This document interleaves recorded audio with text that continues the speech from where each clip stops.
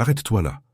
Avant que tu ne défiles plus loin, laisse-moi te poser une question qui va changer à jamais la façon dont tu vois le monde. Penses-tu que la bonté te protège? Crois-tu que la gentillesse te met à l'abri? Que la générosité forge la loyauté? Que l'honnêteté commande le respect? Si tu as répondu oui à l'une de ces questions, tu vas découvrir le mensonge le plus dangereux que la société t'ait jamais raconté. La plus grande erreur que les gens commettent est de croire que la bonté équivaut à la sécurité. Mais voici la vérité brutale. La bonté est comme le feu. Elle consume tout ce que tu as bâti. Tes relations, ta carrière, tes rêves, tout. Niccolò Machiavel. Oui, Niccolò Machiavel l'a compris. Il a vu de bons leaders tomber. Il a vu des souverains bienveillants détruits. Il a été témoin de la trahison des généreux par ceux-là même qu'ils avaient aidés.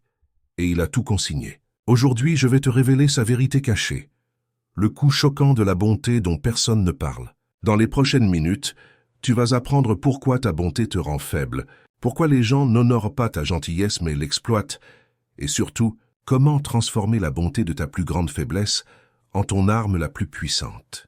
Mais d'abord, soyons clairs. Je ne te dis pas de devenir mauvais. Je ne te demande pas de blesser autrui. Ce que je te montre, c'est comment être bon avec stratégie, non aveuglément. Car la réalité est la suivante. Dans un monde peuplé de loups, être un agneau te fait dévorer vivant. Maintenant, dépose cette affirmation dans les commentaires. Je choisis la bonté stratégique. Dès aujourd'hui, tout change. Tu n'utiliseras plus la bonté à l'aveugle. Tu l'emploieras avec intention. Dans cette vidéo, nous allons dévoiler pourquoi la bonté ne te protège pas toujours. En vérité, elle te détruit souvent. Et nous verrons précisément comment la métamorphoser en source de pouvoir véritable. Commençons par la première vérité choquante. Numéro 1. La bonté comme exposition. Pense à la personne la plus gentille que tu connais. Maintenant, réfléchis. Est-elle vraiment respectée? Ou est-ce celle que tout le monde appelle dès qu'un besoin surgit? La vérité est que la bonté te rend vulnérable, non en sécurité. Lorsque tu es constamment gentil, les gens te perçoivent comme prévisible. Ils savent que tu ne riposteras pas. Ils savent que tu ne diras pas non. Ils savent qu'ils peuvent te manipuler parce que tu es trop bienveillant pour réagir.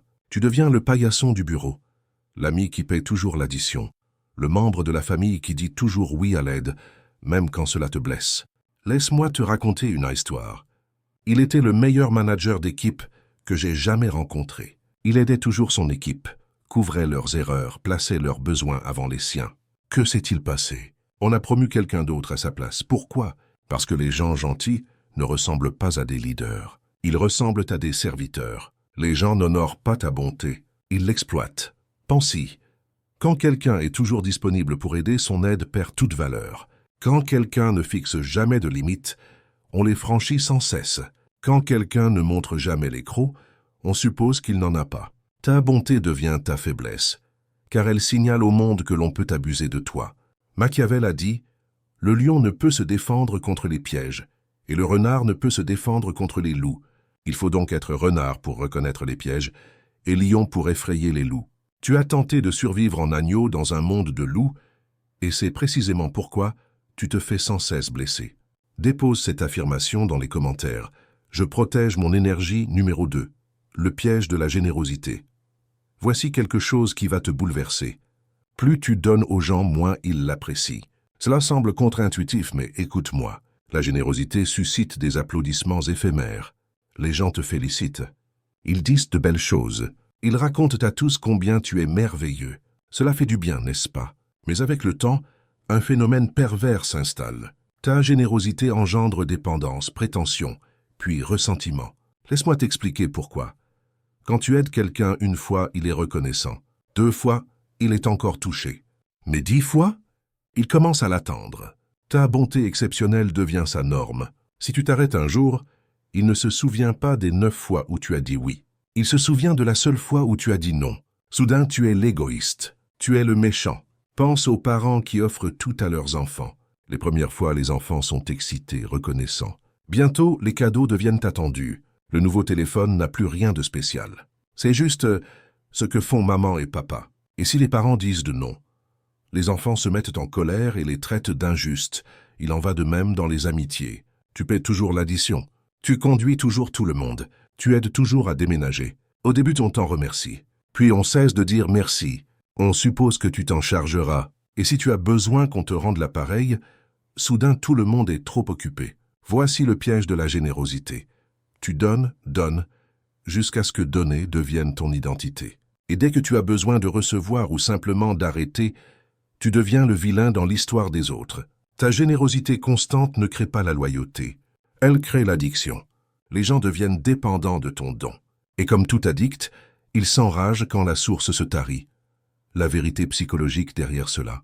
Les humains possèdent ce qu'on appelle l'adaptation hédonique. Nous nous habituons vite aux bonnes choses. Ce qui était spécial devient banal. Ce qui était généreux devient attendu. Ainsi, tes actes répétés de bonté perdent leur puissance avec le temps. Ils deviennent invisibles.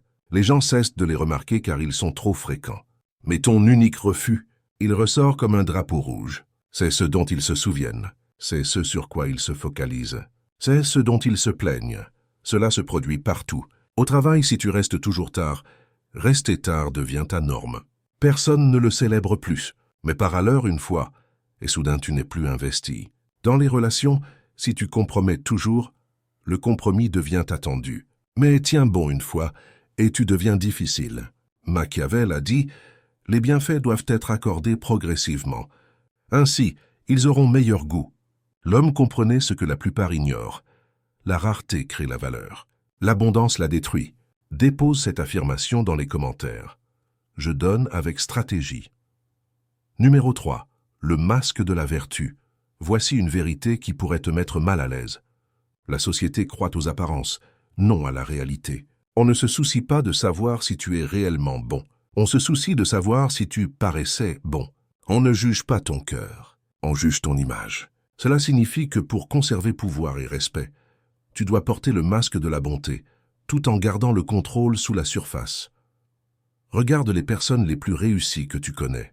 Penses-tu qu'elles y sont arrivées en étant sincèrement gentilles avec tout le monde? Non. Elles y sont arrivées en étant intelligentes sur quand, comment et à qui elles montrent leur bonté.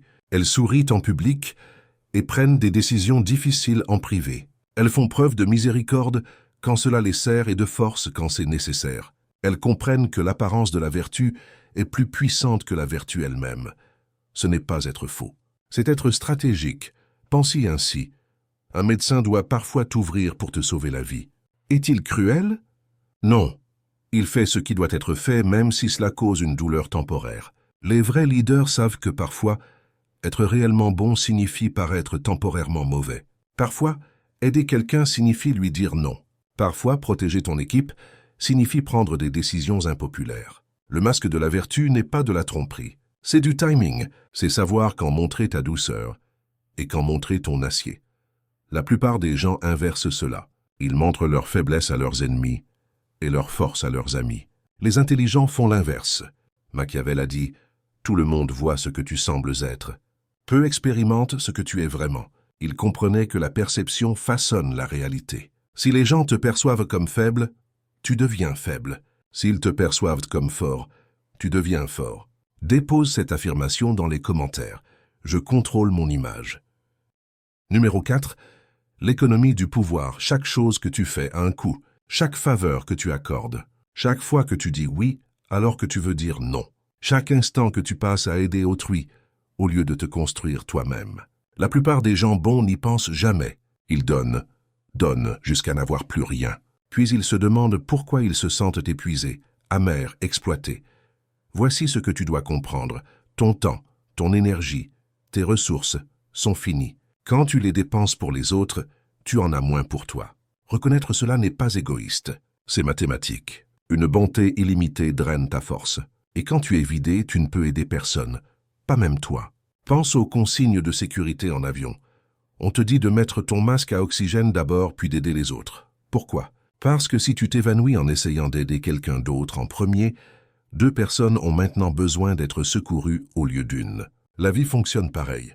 Si tu t'épuises à aider les autres, tu deviens quelqu'un qui a besoin d'aide. Tu passes d'atout à fardeau. Les gens intelligents comprennent que pour survivre et prospérer, les ressources et l'énergie doivent être gardées avec soin. Cela ne te rend pas méchant, cela te rend durable. J'ai appris cette leçon à la dure. Pendant des années, j'ai dit oui à tout le monde. Chaque demande, chaque faveur, chaque petite question qui se transformait en heures de travail. Je pensais être bon, Mais sais-tu ce qui est arrivé? J'ai commencé à en vouloir aux gens. Je me suis senti en colère, amer. Mes propres projets ont souffert. Mes rêves ont été repoussés. Et ironiquement, je suis devenu moins capable d'aider ceux qui en avaient vraiment besoin. C'est là que j'ai réalisé quelque chose de crucial. Dire oui à tout le monde signifie dire non à toi-même. Et quand tu t'abandonnes, tu finis par abandonner tout le monde. Les personnes les plus généreuses de l'histoire n'étaient pas celles qui disaient oui à tout. C'étaient celles qui disaient non à la plupart des choses pour pouvoir dire oui aux bonnes, et de façon massive. Machiavel a dit « Celui qui veut être obéi doit savoir commander ». Tu ne peux commander aux autres si tu ne peux commander à ton propre temps, énergie et ressources. Tu ne peux guider les autres si tu ne peux te guider toi-même. Dépose cette affirmation dans les commentaires. Je protège mes ressources. Numéro 5. L'usage stratégique de la vertu. Je ne te dis pas de devenir sans cœur. Je ne dis pas qu'il faut jeter la miséricorde, l'honnêteté, la générosité. Ce que je dis, c'est ceci. Ces vertus doivent être maniées comme des armes, précisément au bon moment pour un effet maximal. Une épée posée sur une étagère ne protège personne. Mais une épée dans les mains d'un guerrier habile au bon moment peut sauver un royaume. Ta bonté doit fonctionner ainsi. Quand tu aides quelqu'un, que ce soit intentionnel. Quand tu montres de la miséricorde, que ce soit stratégique. Quand tu es généreux, que cela crée le résultat que tu désires. Laisse-moi te donner un exemple. Au lieu d'aider tout le monde un peu, aide les bonnes personnes beaucoup. Au lieu d'être gentil avec tout le monde, sois exceptionnellement bon avec ceux qui comptent. Au lieu de dire oui à tout, dis oui puissamment aux choses qui s'alignent avec tes objectifs. Cette approche fait 3 choses. Premièrement, ton aide devient plus précieuse car elle est rare. Deuxièmement, tu crées des impacts positifs plus grands car tu es focalisé. Troisièmement, les gens te respectent davantage car tu es sélectif.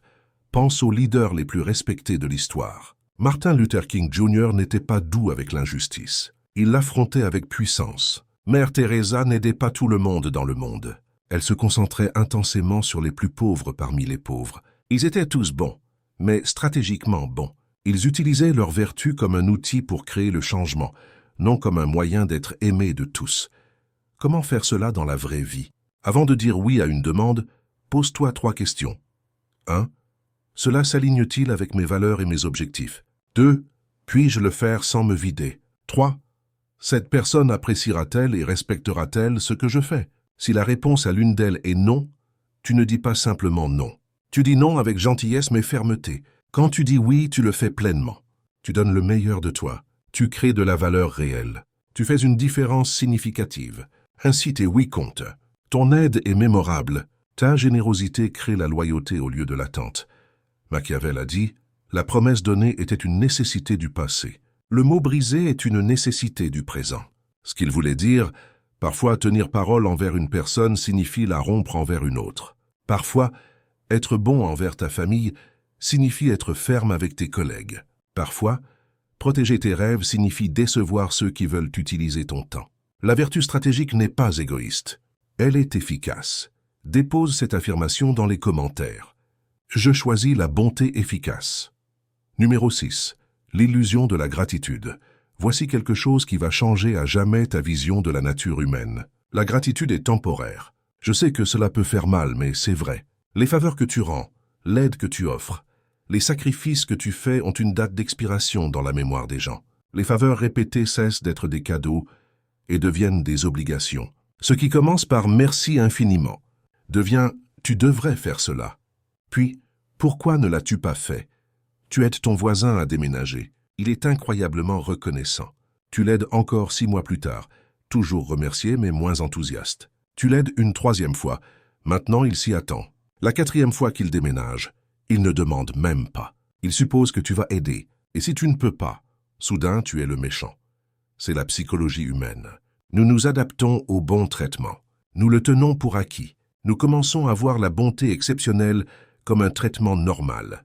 À la fin, les gens se souviennent de l'avantage qu'ils ont tiré de toi, non de la bonté que tu leur as montrée. Ce schéma se répète partout. Relations, lieu de travail, amitié, famille. La personne qui dit toujours oui devient celle dont on attend toujours oui. L'aide fiable devient le choix automatique pour chaque problème. Et quand cette personne pose enfin une limite ou dit non, on la traite comme si elle avait trahi la confiance de tous, Plus tu es constamment gentil, moins ta gentillesse est valorisée. Plus tu te rends disponible, moins ta disponibilité est spéciale. Plus tu donnes sans rien demander en retour, plus les gens supposent que ton don ne te coûte rien. Voici l'illusion de la gratitude. Nous pensons que faire plus de bonnes choses rendra les gens plus reconnaissants. En réalité, cela les rend moins reconnaissants car ils s'attendent à plus de bonnes choses. Les personnes qui t'apprécient le plus sont souvent celles que tu aides le moins fréquemment. Celles qui te tiennent pour acquis sont généralement celles que tu aides le plus souvent. Cela ne signifie pas que les gens sont mauvais. Cela signifie qu'ils sont humains, et les humains ajustent naturellement leurs attentes selon leurs expériences. Comprendre cette réalité psychologique ne signifie pas arrêter d'être gentil ou serviable. Cela signifie être stratégique. Pose des limites. Rends parfois ton aide conditionnelle. Laisse les gens expérimenter ce que c'est quand tu n'es pas là pour résoudre leurs problèmes.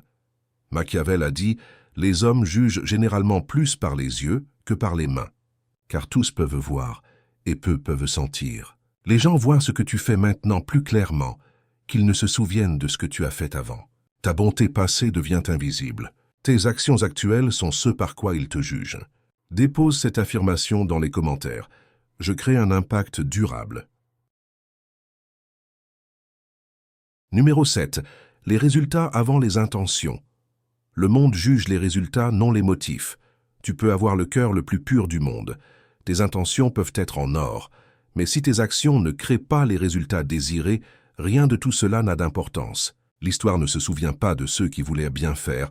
Elle se souvient de ceux qui ont accompli. Laisse-moi te poser une question.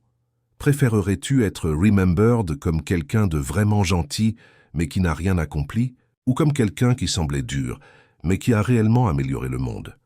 La plupart choisissent la première option car elle semble plus sûre. Mais voici ce qu'ils ne réalisent pas. Être remembered comme juste gentil signifie être totalement oublié. Il y a une vérité brutale, mais indéniable. Parfois, être vraiment bon signifie faire des choses qui ne paraissent pas bonnes sur le moment. La gentillesse de surface crée un confort temporaire, tandis que les décisions difficiles créent un impact durable. Un parent qui discipline son enfant n'est pas méchant. Il est bon en enseignant des leçons importantes. Un professeur qui donne des notes sévères n'est pas cruel. Il prépare les élèves au monde réel. Un patron qui fixe des standards élevés n'est pas déraisonnable. Il aide son équipe à devenir plus forte. La vraie bonté concerne les résultats, non les apparences. Elle concerne la création de résultats positifs, non seulement de sentiments positifs. C'est là que la plupart des gens bons se trompent. Ils se concentrent sur être aimés plutôt que d'être efficaces. Ils choisissent le confort plutôt que la croissance. Ils optent pour la paix temporaire plutôt que le changement positif durable. Mais voici la vérité. Si tu n'obtiens pas les résultats que tu veux de ta bonté, tu n'es pas assez bon. Tu es gentil, ce qui est différent. Les gens gentils évitent le conflit. Les gens bons résolvent le conflit. Les gens gentils disent ce que les autres veulent entendre. Les gens bons disent ce dont les autres ont besoin. Les gens gentils maintiennent le statu quo. Les gens bons créent un changement positif. Le monde est plein de gens gentils qui n'accomplissent rien. Ce dont le monde a besoin, ce sont plus de gens bons qui obtiennent des résultats. Machiavel a dit « La fin justifie les moyens ». Cela ne signifie pas faire le mal pour un bien. Cela signifie vraiment que tes bonnes intentions n'importent pas si elles ne créent pas de bons résultats. Les gens ne vivent pas dans ton cœur. Ils vivent avec les conséquences de tes actions. Donc souviens-toi, la vraie bonté requiert du courage. Elle te demande de prioriser les résultats sur les apparences. Elle te demande d'arrêter de te demander « Vont-ils m'aimer ?» et de commencer à te demander « Cela va-t-il réellement améliorer les choses ?» À la fin de la journée, les gens ne se souviendront pas de tes intentions. Ils se souviendront de ce que tu as construit, changé, laissé derrière toi. Dépose cette affirmation dans les commentaires. Je me concentre sur les résultats. Numéro 8. Héritage et survie. Parlons de ce qui compte vraiment. Comment tu seras remembered, ce que tu laisseras derrière toi. L'histoire n'honore pas les simplement bons. Elle honore ceux qui ont survécu, enduré, et transformé leurs résultats en grandeur. Pense-y un instant. Peux-tu nommer 5 personnes gentilles de l'histoire? Probablement pas. Mais tu peux probablement nommer 5 personnes qui ont créé un changement durable, même s'ils n'étaient pas toujours agréables. Steve Jobs n'était pas connu pour être gentil. Il était exigeant, perfectionniste, souvent difficile, mais il a créé des produits qui ont changé la vie de milliards de personnes. Je ne dis pas que tu dois être méchant. Ce que je dis, c'est que être remembered pour avoir fait une différence vaut mieux qu'être oublié pour avoir été agréable. Voici ce que la plupart des gens ne comprennent pas sur l'héritage. Tu ne peux laisser une marque positive sur le monde si tu ne survis pas assez longtemps pour en faire une. Et la survie, en affaires, en relations, en vie, requiert plus que juste être bon. Elle requiert d'être intelligent, stratégique, parfois dur. Les personnes les plus gentilles du monde ne peuvent aider personne si elles se font écraser par ceux qui profitent d'elles. Les plus généreuses ne peuvent rien donner si elles donnent tout trop tôt. Les plus honnêtes ne peuvent dire la vérité si elles sont réduites au silence par ceux qui préfèrent les mensonges. Tu dois survivre d'abord, puis prospérer, puis créer l'héritage que tu veux. Cela signifie te protéger pour pouvoir protéger les autres. Te construire pour pouvoir élever les autres. Devenir fort pour pouvoir aider les faibles. Ce n'est pas égoïste, c'est stratégique. Ce n'est pas cruel, c'est prudent. Ce n'est pas abandonner la bonté, c'est la préserver pour qu'elle puisse réellement faire une différence. Regarde les gens qui créent un changement positif durable dans le monde. Ce ne sont pas des pushovers, ce ne sont pas des people pleasers. Ils n'ont pas peur de dire non, de poser des limites, de prendre des décisions difficiles. Ils comprennent que être bon ne signifie pas être faible. Cela signifie être assez puissant pour choisir la bonté, quand elle compte le plus. Machiavel a dit « Il vaut mieux être craint qu'aimé, si tu ne peux être les deux ». Ce qu'il voulait vraiment dire, le respect compte plus que l'affection. L'impact compte plus que la popularité. Les résultats comptent plus que les sentiments. Tu n'as pas à choisir entre être bon et être fort. Tu peux être les deux. Tu devrais être les deux.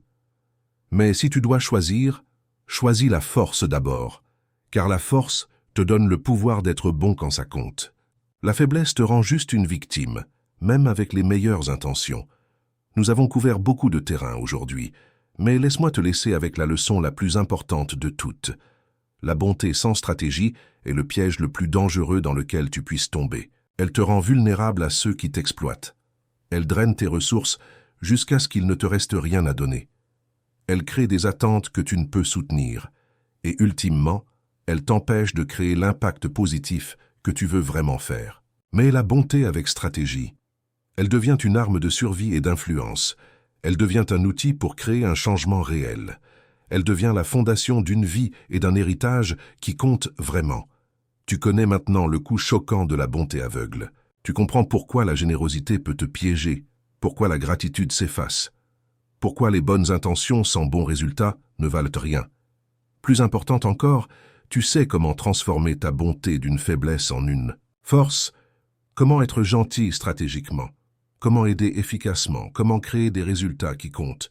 Avant de quitter cette vidéo, je veux que tu prennes une décision. Vas-tu continuer à être bon à l'ancienne, aveuglément, sans limite, jusqu'à ce que cela te détruise?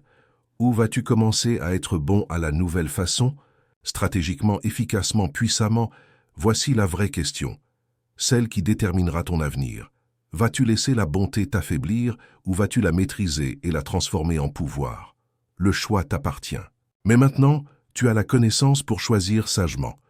Si cette vidéo t'a ouvert les yeux sur quelque chose de nouveau, appuie sur le bouton like. Si tu veux plus de vérité qui challenge ta vision du monde, abonne-toi à cette chaîne et active la cloche de notification. Et si tu connais quelqu'un qui a besoin d'entendre ce message, partage cette vidéo. Ta bonté n'est pas ta faiblesse. Quand elle est utilisée stratégiquement, elle devient ta plus grande force. Dépose cette affirmation finale dans les commentaires. Je maîtrise la bonté stratégique.